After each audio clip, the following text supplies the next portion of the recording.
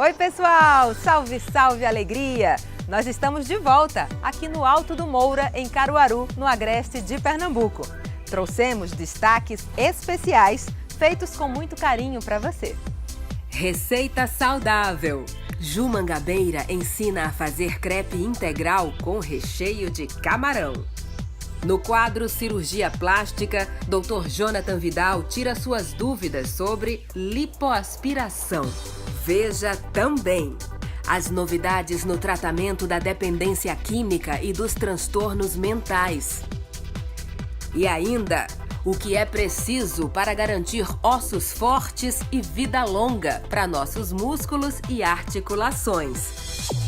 Agora no Vida Saudável.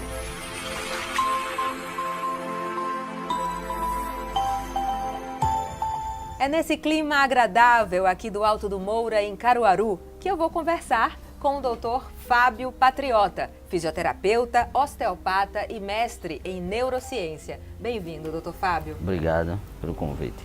Bom, gente, nós vamos falar hoje sobre a saúde e o bom funcionamento, de uma forma geral, da nossa musculatura, dos nossos ossos e das nossas articulações. Dr. Fábio, quais são as principais queixas que têm levado os pacientes ao seu consultório? Bom, de uma forma geral, as principais queixas dentro do nosso consultório, ele abrange muito os problemas de coluna, né? Os problemas relacionados ao joelho, né?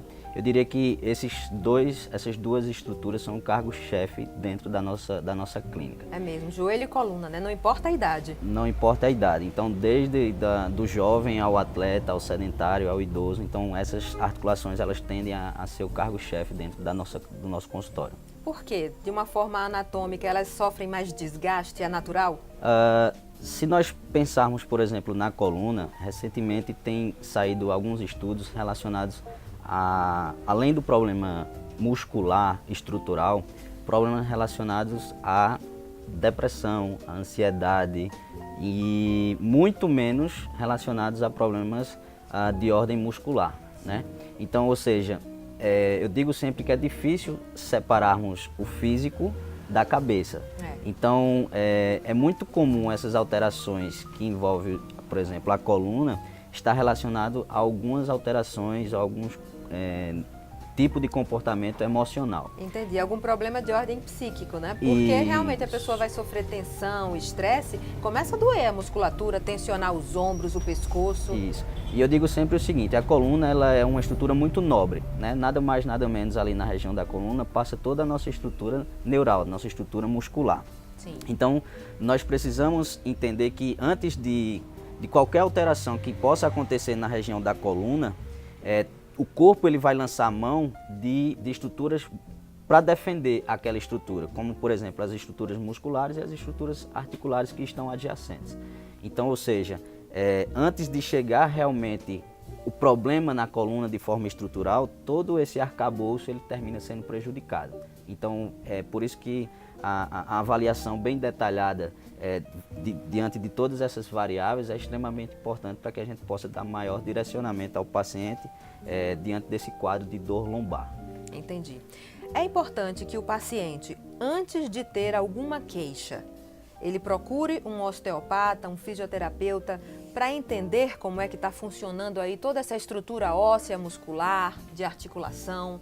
O fisioterapeuta, o osteopata, ele tem digamos assim, a autoridade para avaliar esse paciente em primeira instância. Verdade. Né?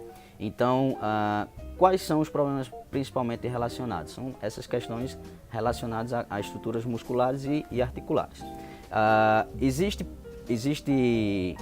exames de imagem, exames de ressonância, mas nós sabemos que esses exames de ressonância, esses exames de raio-x, é muito comum que apareçam alterações, né? Principalmente em cerca de 60% a 70% dos pacientes, principalmente acima dos 50 anos, mas necessariamente esses pacientes que apresentam alteração no exame de imagem não referem dor, ou seja, são pacientes que têm alteração estrutural na coluna, mas não necessariamente são sintomáticos. Entendi. Entendeu? Que é muito mais fácil um paciente que já nasceu com algum problema, com alguma disfunção na coluna, nas articulações, etc., procurar um especialista. Mas, por exemplo, alguém aparentemente são e que de repente resolveu praticar corrida.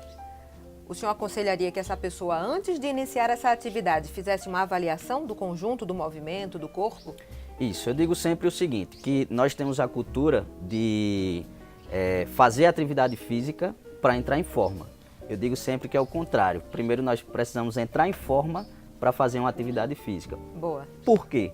Porque na grande maioria das vezes o nosso corpo ele não está preparado para suportar aquela demanda da atividade física. Principalmente quando ela vem assim do nada, né? Os atletas de fim de semana que o digam. Isso. Então, assim, o que é que causa mais lesão ou problemas relacionados à prática de esporte?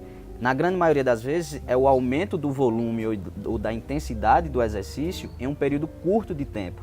Então, ou seja, na grande maioria, a nossa estrutura, principalmente quem não tem esse costume, é sedentário e começa a fazer esse aumento da intensidade do volume em um curto período de tempo, está sempre, assim, na maioria das vezes, fadado a ter alguma lesão, na maioria das vezes relacionada a essas estruturas. Quem seriam essas pessoas mais suscetíveis a sofrer lesões? Não importa se é uma pessoa idosa ou uma pessoa jovem, basta que ela, do nada, comece a se exercitar e aí force aquela musculatura. Isso.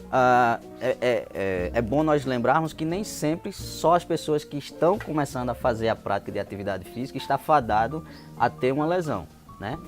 A gente sabe que pessoas, por exemplo, sedentárias também estão fadadas a ter esse tipo de problemas estrutural e muscular. O que nós precisamos entender é que hoje, por exemplo, a corrida está muito na moda, né? Corrida, bike. Então o que acontece? São pessoas que começam a correr os seus primeiros 5 quilômetros, se empolgam nas primeiras provas, começam a participar de provas coletivas e na maioria das vezes correm os 5 e agora já querem partir para os 10.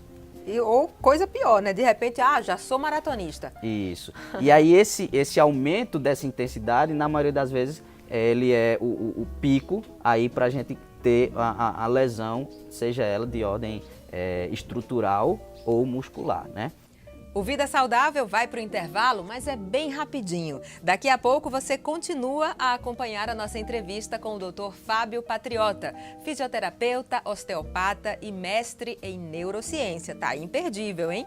Mas continua ligado, já já também vai ter receita saudável e saúde mental, entre muitos outros assuntos, para melhorar a sua qualidade de vida. Venha ser Vida Saudável, você também.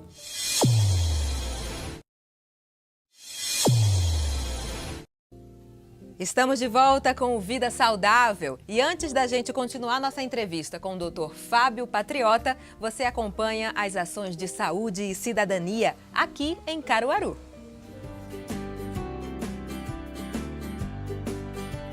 Ficou melhor ainda, foi melhorando o lugar da gente, trouxe luz, né, para a comunidade que a gente só tinha em casa e agora tem os caminhos, né, para clarear mais.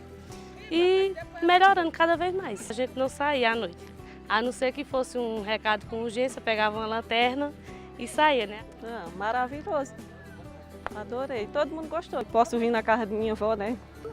Que eu trabalho lá durante o dia, aí só posso vir à noite e agora ficou melhor de vir no claro, né? No escuro, tenho que vir com a lanterna. Foi bom demais, foi uma maravilha pra gente. E a tosse dessas outras aí acabou de melhorar. Eu passo até tarde ali, sentada ali na porta. Bom, doutor Fábio, a gente está aqui num bate-papo sobre a saúde dos ossos, da musculatura e das articulações. O senhor falava aí dos principais problemas, né, que estão relacionados à coluna e principalmente aos joelhos, que sofrem maior desgaste. De que forma as pessoas devem cuidar melhor da saúde dessas partes do corpo que são tão importantes, né? Especialmente joelho. Às vezes até um salto alto, né, para a mulherada pode acarretar problemas mais sérios? Isso. Falando especificamente do joelho, nós precisamos entender que o joelho ele faz parte da articulação que fica no meio do membro inferior. Então ele é formado, por exemplo, pela região distal do fêmur e pela região proximal da tíbia, que é o osso que a gente chama osso da canela, né? Então o que acontece? Muito do que acontece acima do joelho ou abaixo do joelho, isso tem interferência total sobre essa articulação. Então, por exemplo, se a gente mexe na base, por exemplo, o salto, né? Se a gente mexe lá embaixo na base, obviamente a gente vai mexer também lá na articulação do joelho. Então, tudo que acontece, eu diria que 90% dos casos, exceto os casos de trauma, de acidente, ou é um atleta que teve lá uma pancada durante o jogo, durante a atividade física, eu diria que na grande maioria dos casos, o joelho ele é muito mais uma consequência do que acontece com as estruturas que estão acima, por exemplo, o quadril, o tronco e o pé lá embaixo, do que propriamente o joelho. Então, o joelho ele termina pagando um certo pato por algum desequilíbrio estrutural que acontece nessas estruturas adjacentes. Doutor Fábio, já que a gente está fazendo esse alerta também para as mulheres, né, que acabam utilizando salto alto ou outros calçados desconfortáveis que trazem problemas para a coluna e para o joelho, muitas vezes meninas muito jovens acabam sendo vítima, né? Por quê? Elas precisam de orientação dos pais e de um bom fisioterapeuta? Isso que nós precisamos deixar bem claro é que o salto no uso prolongado, ou seja, a longo prazo, é onde ele vai trazer essas grandes alterações. Então, é muito comum hoje nós vermos as meninas, 12, 13 anos, usando o salto. Miniaturas de mulheres adultas, né? Isso, e naquele momento, na grande maioria das vezes, ele não vai ter a queixa relacionada a esses problemas, né, de joelho, de quadril e coluna. Mas isso a longo prazo, isso vai trazer alterações, né? Porque na grande maioria das vezes essas meninas estão passando pela sua fase de maturação, de puberdade. Então é nessa fase onde acontece a maior alteração a nível estrutural, hormonal. E também assim, aqueles ossos, o tornozelo, tudo aquilo está se formando, né? Isso. E aí essa grande maioria das vezes, essas alterações elas são relacionadas a longo prazo. E aí, na maioria das vezes, a gente, quando existe o problema, a gente perde muito tempo e não consegue, de certa forma, reverter o problema. Vamos falar um pouco agora sobre o que há de mais moderno no tratamento e no diagnóstico de problemas ortopédicos. O que é que tem de melhor hoje à disposição da população, doutor Fábio? Bom, hoje eu diria que a tecnologia ela veio para somar dentro da saúde, né? Então hoje, dentro dos laboratórios de exame de imagem, nós já temos ressonância 3D, né? Nós temos raio-x 2 3D, só que eu digo muito que essas alterações elas são estáticos. E hoje nós temos sistemas de avaliação, sistema 2 3D, que avalia o paciente na hora, no exato momento onde ele queixa-se do problema. Ou seja, lá no consultório mesmo, na hora de uma consulta. Na clínica, a gente avalia diante da tarefa, ou seja, se o paciente ele sente dor na hora de subir e descer uma escada, se é do sentar para levantar, se é um atleta na hora da corrida. Então, através de sensores que a gente coloca no corpo do paciente e pede para ele realizar essas tarefas, isso é avaliado através de câmeras, de sensores, no momento real do movimento. Então, hoje essas tecnologias vêm para quantificar e a gente, de certa forma, intervir de forma direta. Dentro da rotina, né, de um fisioterapeuta e de um osteopata, quais são os principais serviços que estão disponíveis à população? Coisas que as pessoas até nem imaginam e que podem utilizar, porque elas têm plano de saúde e até mesmo o SUS pode cobrir. Isso. Dentro do nosso consultório, eu diria que a parte principal é a avaliação, né? Onde nós conseguimos identificar a causa do problema. Porque a dor, eu digo sempre que é uma questão de consequência, é um sintoma. Então nós precisamos entender o que é que causa esse problema, onde é o foco. Então a grande questão do nosso procedimento é a avaliação. Entendi. Certo? E a partir daí, feito orientações ou trabalhos direcionados para a população, seja ela dentro do consultório, seja ela dentro do Serviço Único de Saúde. Nos dias de hoje, onde as pessoas simplesmente não conseguem mais viver sem tecnologia, sem celular, sem computador, existem alguns distúrbios de coluna, de pescoço, ocasionados por conta, por exemplo, do uso excessivo dessas tecnologias? Então, são as tecnologias que vieram para nos ajudar em certa forma e outras que trazem alguns prejuízos. Então, o uso prolongado, por exemplo, dos smartphones, realmente traz alguns prejuízos relacionados, por exemplo, a algumas tendinites, algumas tendinopatias e, a longo prazo, algumas alterações ou sobrecargas musculares, principalmente na região cervical, né? Nossa, a postura da pessoa fica totalmente comprometida, né? Porque, em geral, elas estão assim, utilizando o celular e nem se dão conta. No ônibus, no metrô, dentro de casa. Isso. E, de certa forma, essa postura mantida por muito tempo termina gerando sobrecarga nas estruturas, principalmente musculares, que vão levar a sobrecarga e queixas futuras de dor na região cervical, torácica ou até mesmo lombar. Às vezes chega a ser difícil de diagnosticar essas dores, considerando que o paciente é alguém que vive no mundo empresarial, que vive num ambiente extremamente estressante, e aí junta a dor do estresse, da tensão muscular, mais a postura inadequada? Isso, essas queixas são queixas multifatoriais, né? Então, eu digo sempre que esse trabalho tem que ser também multiprofissional. Então, nós, obviamente, precisamos avaliar o paciente, direcionar o tratamento, mas ele passa 1 hora no nosso consultório, então nós precisamos alinhar o ambiente de trabalho, a questão ergonômica, né? Quem é essa pessoa, qual a idade, onde ela vive, onde trabalha, tudo isso, Isso. Né, influencia. Então eu preciso avaliar, por exemplo, se é uma pessoa que tem dificuldade de locomoção, mas mora em uma casa onde todos os quartos são no primeiro andar. E ela precisa subir a escada. E aí ela já tem um tipo de desgaste, por exemplo, nos joelhos. Isso. E aí só piora. E aí nós precisamos tratar dentro da realidade do paciente. Porque não adianta a gente fazer uma avaliação muito bem direcionada, um protocolo muito bem direcionado, só que sai da realidade do paciente. Então nós precisamos entrar justamente nessa realidade. Então, se é um paciente que tem a dificuldade de locomoção, nós precisamos treinar esse paciente dentro dessa tarefa que ele tem maior dificuldade. Então, se é um paciente que tem essa dificuldade de locomoção e ele mora em uma casa que tem vários degraus para que ele chegue a um determinado local, a gente primeiro precisa tentar adaptar e treinar esse paciente dentro dessas necessidades, que é a queixa principal dele. Pausa aqui na nossa entrevista, doutor Fábio, para a gente falar um pouquinho sobre alimentação saudável. Porque lá vem ela, a nossa querida Ju Mangabeira, trazendo aquela receitinha, aquela comida caseira, natural e fácil de fazer, que todo mundo adora.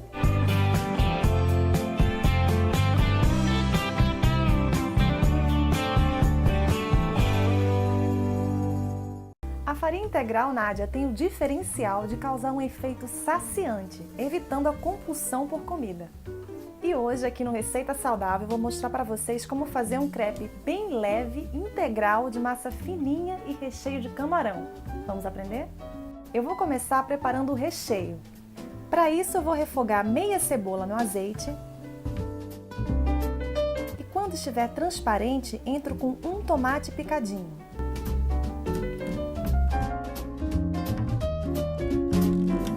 400 gramas de camarões descascados. Tempero com sal e pimenta do reino e deixo dourar.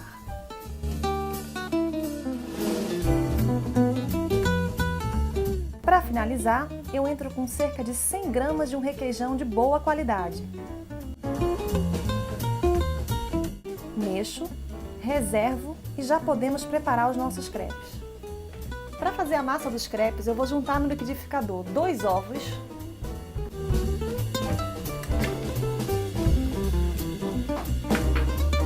3 xícaras de leite,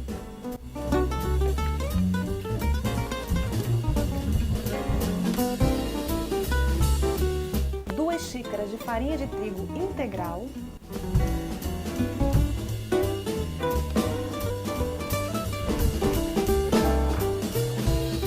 1 colher de sopa de manteiga ghee, também chamada de manteiga clarificada,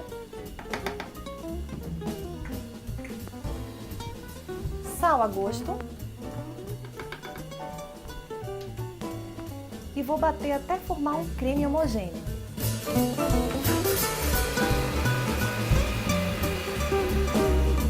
Feito isso, eu vou despejar cerca de 2 conchas pequenas numa frigideira antiaderente untada e girar um pouco a frigideira para a massa se espalhar e ficar fininha. Agora é só rechear e servir.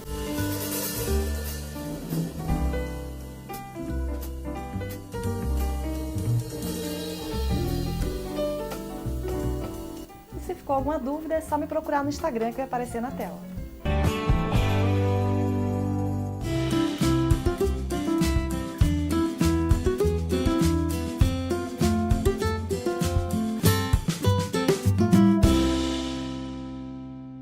Olá pessoal, muitos pacientes me perguntam no consultório qual é a quantidade máxima de gordura que pode ser retirada numa lipoaspiração. Bom, no lipoaspiração nós só podemos retirar no máximo 5 a 7% do peso da paciente em gordura. É importante dizer que a lipoaspiração não é uma cirurgia ideal para as pacientes com sobrepeso. As pacientes precisam perder peso inicialmente para que posteriormente a cirurgia seja então realizada. Com a paciente no peso ideal, nós conseguimos melhores resultados, melhor modelamento da cintura, nós conseguimos tirar mais gordura da região abdominal, da região das costas. Aí é possível também realizar a lipoaspiração de regiões como braço e também coxa. Quando respeitamos esse limite de 5 a 7%, a cirurgia torna-se muito mais segura e com menos complicações. Precisamos realizar uma avaliação pré-operatória muito bem feita para decidirmos qual a paciente ideal para esse procedimento. Lembrando que quando existe excesso de pele, a abdominoplastia já é a cirurgia mais indicada neste caso. Qualquer dúvida ou sugestões, estamos à disposição aqui nas nossas redes sociais, no Instagram @Dr. Jonathan Vidal e também no nosso WhatsApp. Até logo! Hora da gente fazer mais um intervalo, só que é bem rapidinho. Já já, o Dr. Fábio Patriota, que é osteopata e fisioterapeuta especialista em neurociência, vai alertar os idosos e também os mais jovens, viu? Sobre os cuidados com a saúde das articulações, da musculatura e dos nossos ossos. Você não pode perder. Até já!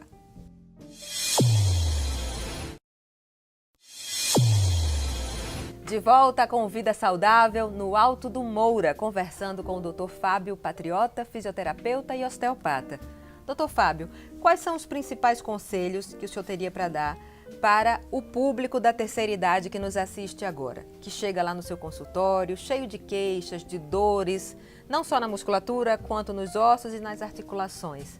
Como é que essas pessoas podem se ver livres de todas essas dores? A dica principal é atividade física, né? Então, a gente sabe que com o passar da idade, nós temos todos os processos degenerativos, né?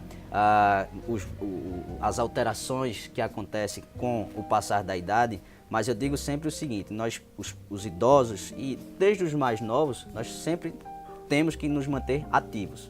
Ativos o quê? Fazendo atividade física, cuidando de uma boa alimentação. Então, essas pessoas que têm seus problemas degenerativos, problemas de artrose, nós sabemos que existe um remédio, existe o tratamento medicamentoso, mas esse tratamento ele é sintomático.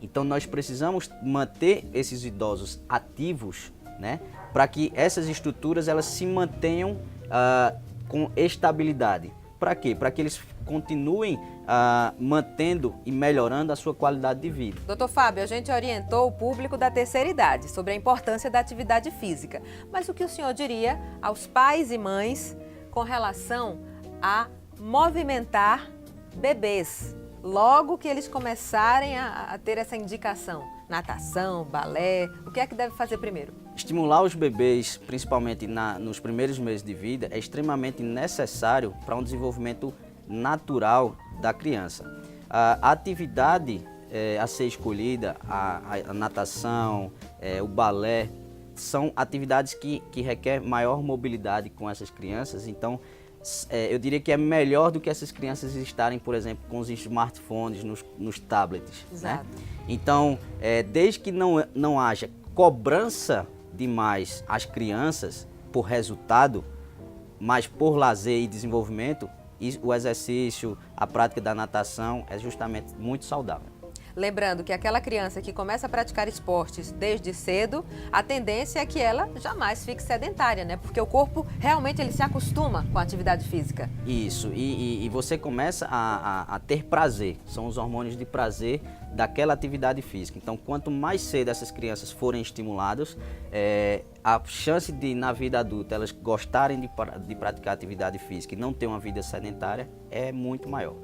Doutor Fábio, muito obrigada por esse bate-papo super gostoso aqui na pousada Casa da Gente, no Alto do Moura, em Caruaru. E na próxima a gente conversa sobre um outro tema, eu vou ficar aguardando a sua sugestão. Ok, eu que lhe agradeço o convite. Obrigado. Você acompanha agora a mensagem de mais um dos nossos parceiros.